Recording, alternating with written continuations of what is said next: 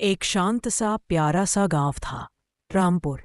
यह गांव अपने खेतों, पक्के घरों और हंसते गाते लोगों के लिए मशहूर था। पर इस गांव में एक चीज और मशहूर थी, एक बेहद आलसी कुत्ता जिसका नाम था भोला।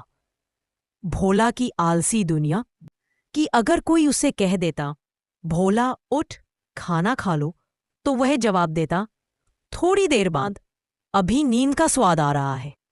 भोला को नींद इतनी प्यारी थी कि वह पूरे दिन किसी न किसी छत, चौकी या बिस्तर पर लोटता रहता, कभी आंगन में, अभी रसोई के पास, कभी चबूतरे पर। और ऊपर से वह पेटू भी था।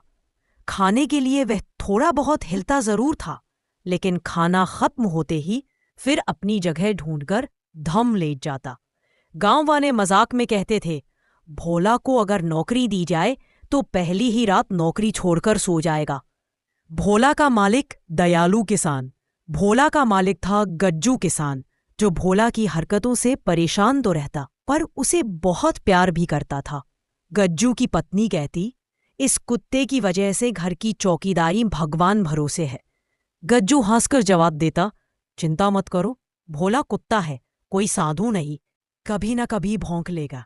लेकिन वो दिन अब तक कभी नहीं आया था। एक शाम गांव में एक अफवाह फैल गई। कल रात पड़ोस वाले गांव में चोर घुसे थे, अब शायद रामपुर आ सकते हैं। सारे गांव में खलबली मच गई। हर कोई घर मजबूत कर रहा था, कुत्तों को तैयार कर रहा था और रात जागरण की तैयारी हो रही थी। गज्जू ने भोला को जगाया और बोला, भोला बेटा, आज रात खूब चौकीदारी करनी है, चोर आने वाले हैं।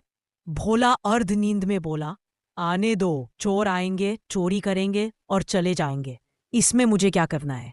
गज्जू ने माथा पकड़ लिया, अरे कम से कम भौंक ही देना। भोला बोला, भौंकने के लिए भी एनर्जी चाहिए, अभी नहीं है। अंधेरी रात और भोला की नींद रात गहरी हो रही थी। गांव के सभी कुत्ते इधर उधर दौड़कर चौकीदारी कर रहे थे, कहीं कहीं भौंकना भी सुनाई दे रहा था। लेकिन भोला, वह खाट पर ऐसे लेटा था जैसे शादी में भरपेट खाकर सोया हो। दूर खेतों में पत्ते खड़कते हैं, भैंस हिलती है, हवा सरसराती है, पर भोला की नींद नहीं टूटती। चोर की एंट्री आधी रात के बाद सच में गांव में एक चोर आ गया। काला कपड़ा, काला थैला, काला मुंह। चोर ने धीरे से कहा, आज का टारगेट गज्जू किसान का घर। सुना है कुत्ता है पर बहुत आलसी है, देखते हैं। चोर दीवार पर चढ़ने लगा। उसी समय भोला ने करवट बदली और आधी नींद में बोला, ओ भाई धीरे, शोर मत करो, मैं सो रहा हूं। चोर डर गया, अरे ये सोते सोते बोल भी लेता। भोला फिर बोला, चोरी करनी है ना, आराम से करो, बस मेरी नींद खराब मत करना। चोर की हालत खराब।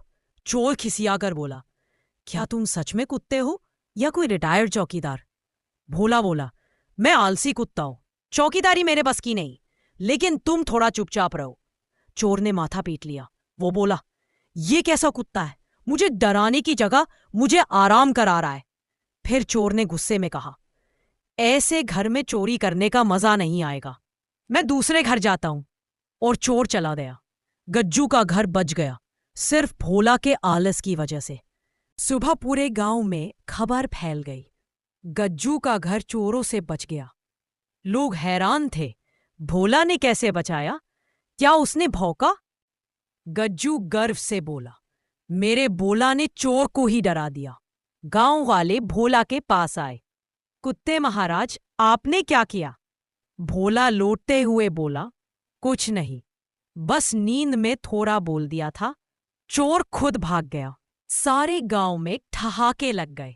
गांव का स्टार धीरे धीरे भोला इतना फेमस हो गया कि लोग कहते, हमारे गांव में दो चीजें खास हैं, एक हमारी लस्सी, दो हमारा आलसी भोला कुत्ता। भोला भी फूला नहीं समाता था। कभी कभी तो वो खुद कहता, चौकीदारी नहीं करता पर चर्चा मेरी हर जगह होती है। अंत में गज्जू किसान बोला, भोला भले आलसी है पर दिल का साफ है और कभी कभी उसकी आलस भी काम आ जाती है।